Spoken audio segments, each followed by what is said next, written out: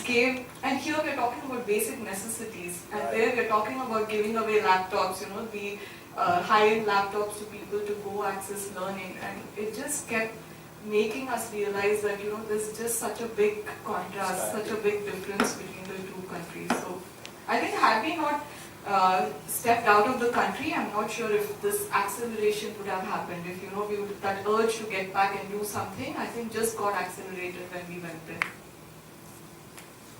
I think again, just to reiterate, a lot of us feel this, all of us travel, we all see the differences, but to come back and make a difference really, I think that's what you guys are doing. Let's get into understanding how you brought Rangde together. Core group, how did you start out? The early days, and somewhere are you representing the same core values today? Has it changed?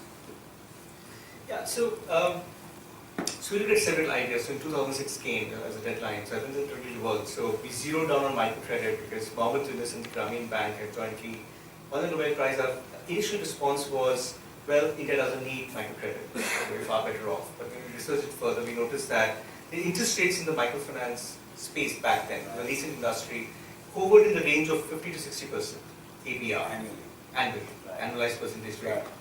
In fact, that doesn't make sense. The way we looked at microcredit was, at that point, or microfinance at that point, was here's a classic case of a product designed exclusively for the poor, but so expensive that the rich cannot afford it.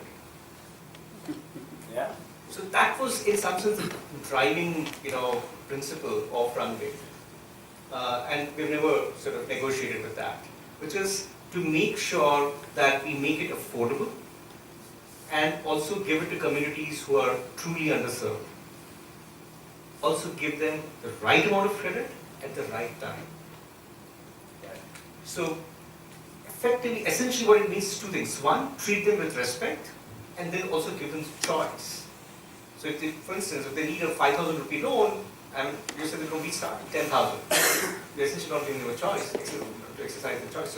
So that was the whole idea. So that's that. And then we pool our savings, and by the way, Richard Branson used to live in our village, so he lives in Killington as well. So we thought we'd probably reach out to him and ask for funding, and so did we reach out to quite a few people with the concept note, but it didn't work as we planned. And so what we did, we pooled our savings of £6,000, and we said, let's build a prototype.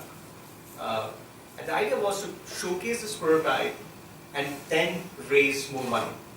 But one thing we were very clear, that we would raise capital which would further the mission and not really generate profits.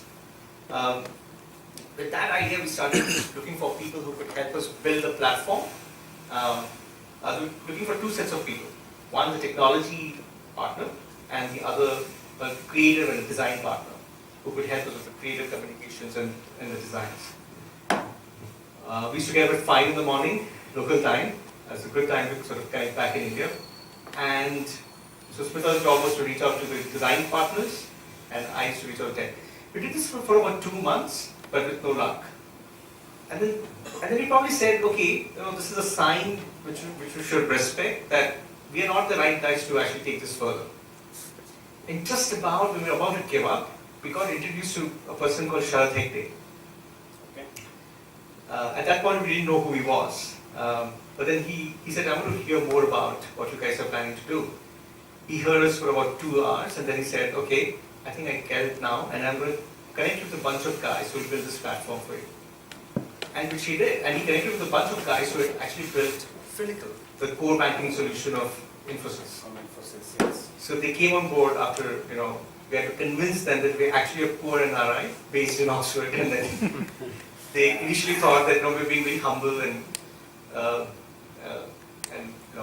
trying to do something good. So they thought we're a millionaire based in Oxford and trying to come back, but they agreed to build a platform for £3,000. So they initially put it £33,000 and then came down to 3,000. Yeah. 3,000. Yeah, but they were convinced they were indeed. You should also take up negotiation skills as a training exercise. Yeah, so they came on, and that was a huge shot in the arm, because suddenly we started seeing that things are happening, and our we had this strong desire that we wanted to work with really world-class teams to make this happen, because we wanted to really get this right. And then we also got a creative partner in Chennai. They came on board, and they came with a massive discount as well. And then things started magically happening one after the other. So we did a roadshow in Microfinance India Conference in 2007. We found a great mentor there called Nishant Thirat. He advised us that we should indeed pursue this initiative, because he said, today everyone is talking about access, no one is talking about affordability. So, and then one thing led to the other, and finally we got the support of Dr. Nachiket Moore. He was the Deputy Managing Director of ICICI Bank. And then we literally gate crashed back to India. My company allowed me to serve the notice period from India, which was kind of then, which was a good part. And then we, in return for funding, Nachiket asked me to join the ICICI Foundation and IFMR Trust as head of technology. Okay. Because he was setting up the financial initiative himself, which I did. And so it was a very slow start. Then we made our first hire, in some sense. His name was Nikhil. We had an offer from Greenpeace.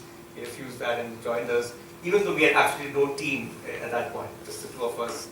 Just to impress him, we interviewed him at Taj. Taj coffee shop. And I think that worked. And he joined us. And it was tough because, and for him as well, I think it was the initial, his first stint with being part of a startup.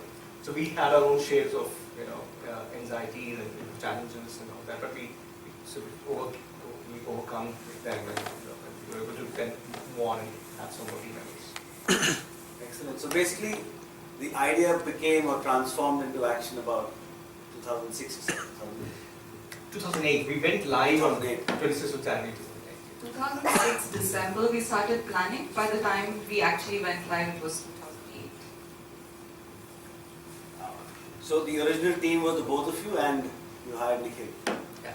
And any more interesting milestones that you could maybe highlight for us to get more insights into the journey of Rangde as an organization? Yeah, so I can talk about that. So when we started getting began to realize that the whole sector was talking about access, and they actually ridiculed us. They said, "Aapka naam bada acha hai, to thoda poster yahan pe wahan pe laga do." So acha lagta hai. So I think because at that point the popular belief or the narrative was the cost really doesn't matter.